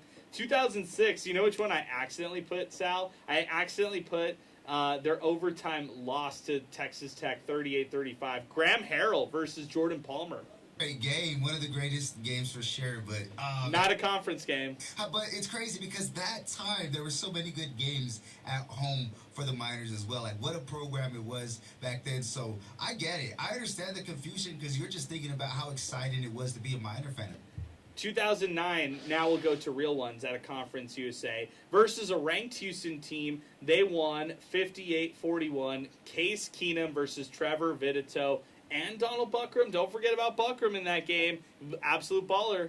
Came out on there was a UTEP helmet on his quick ESPN segment, and I forgot what the name of that segment was, but he won the award there. That one, Adrian, is actually my #1 all-time Conference USA. Wow, jump. Have that matches. Okay, I like it. All right, now, the next one that I have on the list, UTEP, get this one, 2014 defeats Old Dominion, 42-35.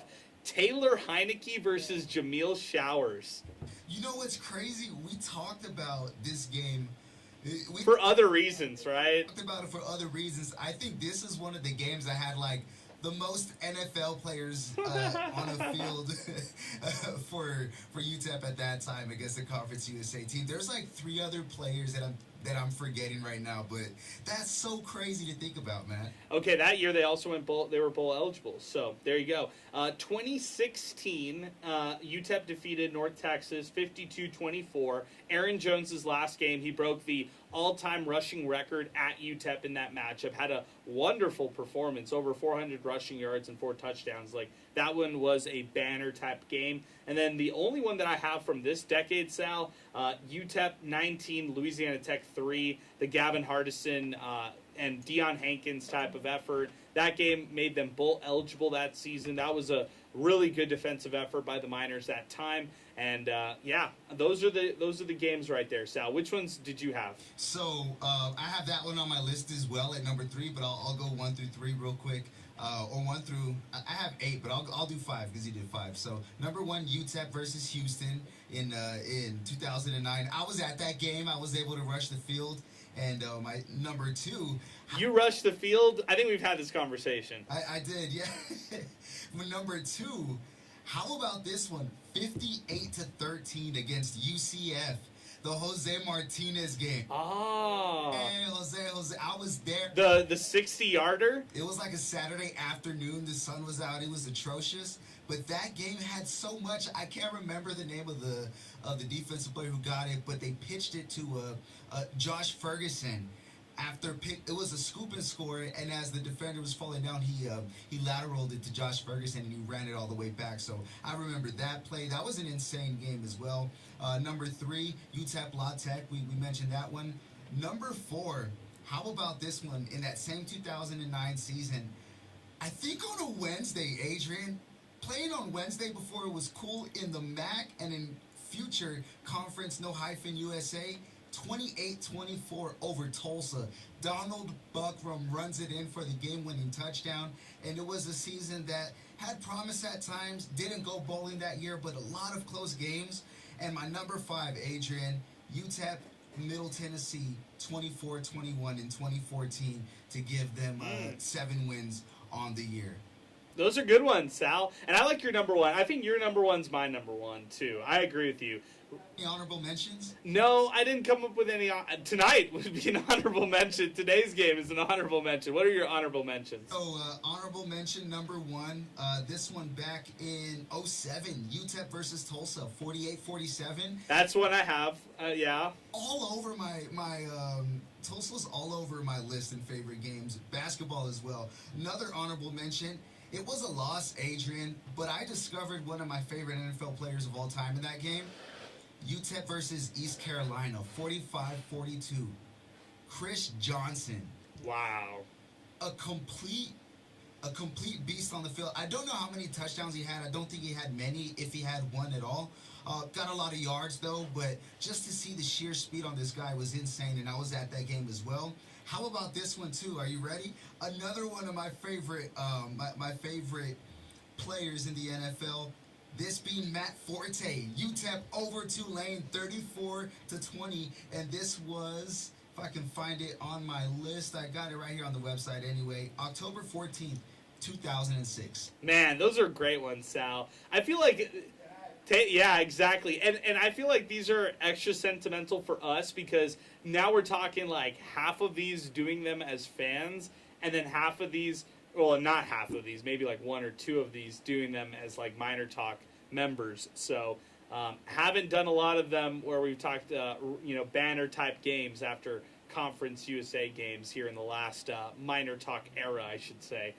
The 6 years that we've been doing this here on the program. 915-505-6009. We'll get back to the phones in just a second to Chris. This came from Ricky on the app. North Texas and Tulane in consideration for the college football playoff, and both were Conference USA teams. I'm embarrassed for the state of the program, but at least we're not alone, as Texas State, who's leaving the Sun Belt, is struggling too. But you know the difference with Texas State? They've had success over the last handful of years, man. I mean, at least with them, it's falling short of expectations when the expectations were, you know, win a lot of games, not just win a couple of games, win a lot of games. So I hear what you're saying, though. Good stuff. 915-505-6009. Chris is next up with us. Chris, good evening, man. What's going on? What's up, guys? How's it going? It's going good, Chris. What's up, man? All right. No, it's just I was on hold just listening to those memories. Ah, damn! I wish we could get those memories back here in 2025 with the UTEP minor program. I was part of some of those. I was a student there in 2004, 2005 with Mike Price. Been a season ticket holder for the last 2 years since with Scotty Walden. I know he has the top recruiting class of the last 2 years. It just hasn't shown up on the field. Like I said, I've been a season ticket holder. It's just, I don't know, just frustrating. UTEP. All my friends are haters of the Miners, and why are you going to the game? Why are you wasting your time over there? Why are you wasting your time tailgating? It's our team. We got to support them. But actually going into the game and seeing the actual game, the coaching is just mind-boggling. I still believe in Scotty one more year, but just at the end, like just those timeouts that he wasted. I'm sorry, I don't know if you guys talked about this. I just got home right now, just listening to you guys on the way home. Just those timeouts, like you can't do that. Like you gotta save those timeouts, and it's just frustrating. He's a great recruiter. I still believe in him one more year, but after next year, like he has to do something with these top recruiting classes that are coming in. Like basketball it's always been a UTEP basketball. UTEP, you know, it's a basketball school, but with Scotty Walden, like he got us going with football, with the atmosphere, with his enthusiasm, with getting the city behind them. But it's do or die next year. Like this year, it's another waste. It's another waste of another season. Like with the recruiting classes, like I know sometimes those 5 stars, 4 stars, 3 stars, they don't pan out. But this next year, it's do or die. I think. I don't know what you guys think, but I know season tickets doesn't compare to Notre Dame season tickets or USC or Texas. It's affordable, but still it's coming out of our pockets. Like, and then they're asking 915 donation campaign, support our athletics. But we're doing our part. I think as a city now, he has to do his part of doing the X's and O's. I hear you, Chris. Appreciate your phone call, man. Thanks for the passion. Thanks for waiting in. Thanks for being on hold with us, and thanks for sharing some of those memories back in 04 and stuff like that, too. So I appreciate you weighing in here on the program. 915-505-6009 as we start to wind down the show here on the program. New Mexico State defeats UTEP 34-31. We're live here on Inspo Lens. We're live here on 600 ESPN. Do you want to give a shout-out to Zay Galindo?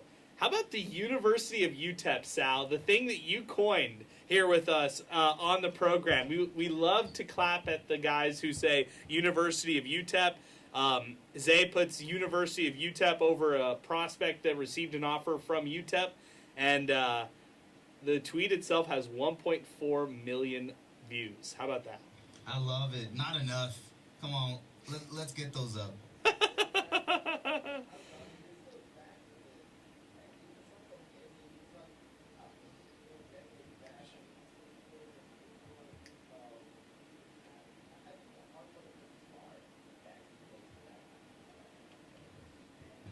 University of UTEP. I love it.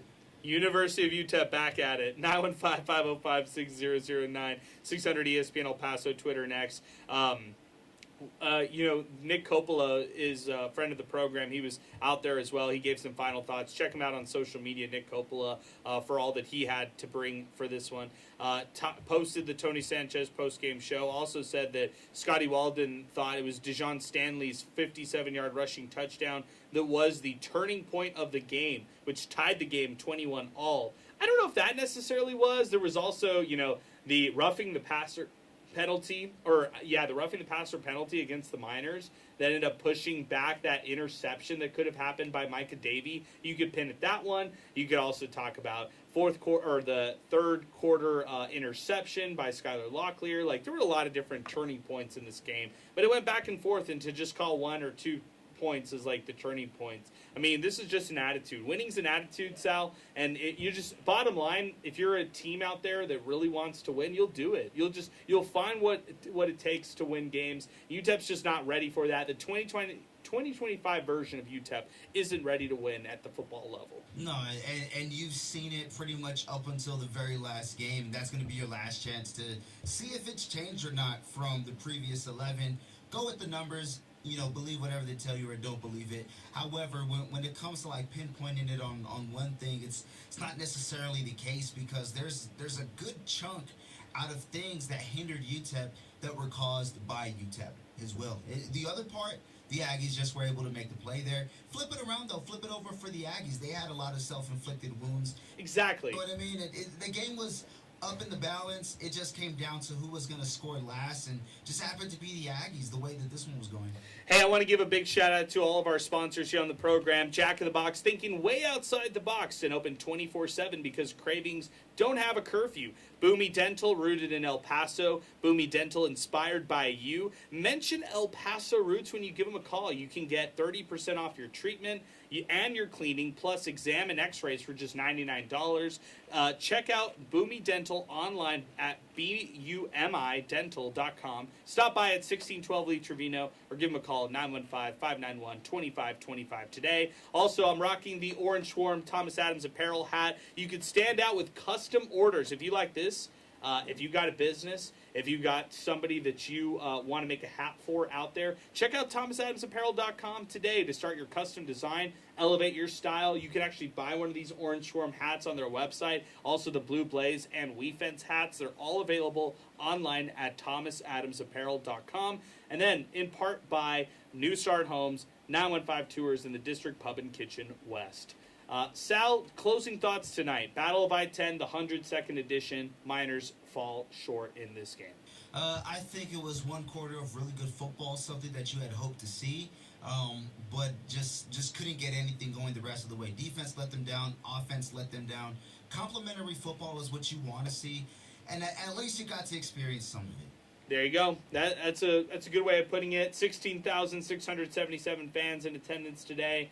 And heartbreaking loss if you're a UTEP fan. For the Aggies, they'll go home. They'll get excited about this one. They'll go to Cruces with a big win and with bragging rights for the next couple years in the football series of this rivalry. For Sal Montes, for Chris Collins here on Inspo Lens, I'm Adrian Broaddus. We're signing off tonight. Thanks so much for listening to Miner Talk, presented by Jack in the Box here on 600 ESPN El Paso.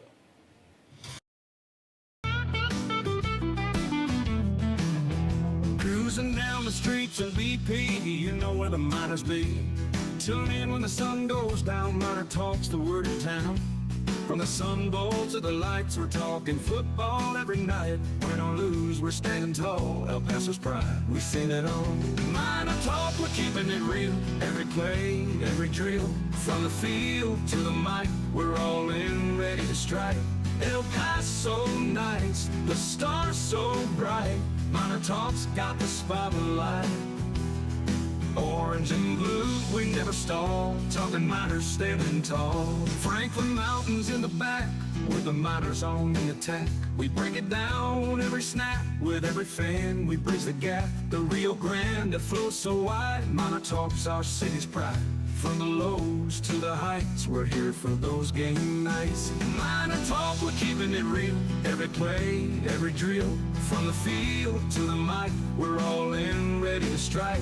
El Paso nights, the stars so bright. MinerTalk's got the spotlight.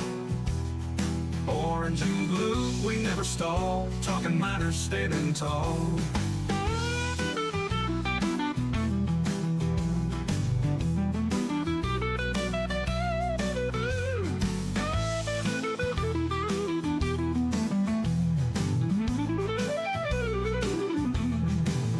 We shout out loud, the miner crowd, every voice we make it proud. From the heart of El Paso, where every miners let them know. MinerTalk, we're keeping it real. Every play, every drill. From the field to the mic, we're all in, ready to strike. El Paso nights, the stars so bright. MinerTalk's got the spotlight. Orange and blue, we never stall. Talking miners standing tall.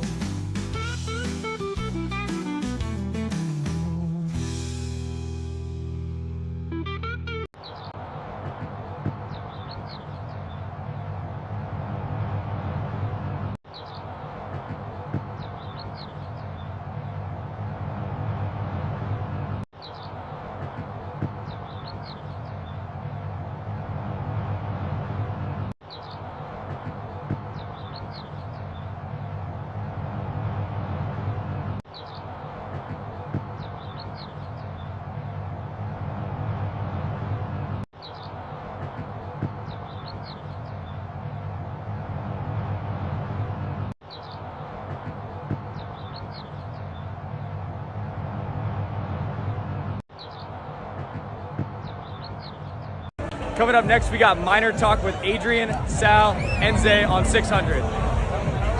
Coming up next, we got MinerTalk with Adrian, Sal, and Zay on 600. Coming up next, we got MinerTalk with Adrian, Sal, and Zay on 600. Coming up next, we got MinerTalk with Adrian, Sal, and Zay on 600. Coming up next, we got MinerTalk with Adrian, Sal, and Zay on 600. Coming up next, we got MinerTalk with Adrian, Sal, and Zay on 600. Coming up next, we got MinerTalk with Adrian, Sal, and Zay on 600. Coming up next, we got MinerTalk with Adrian, Sal, and Zay on 600.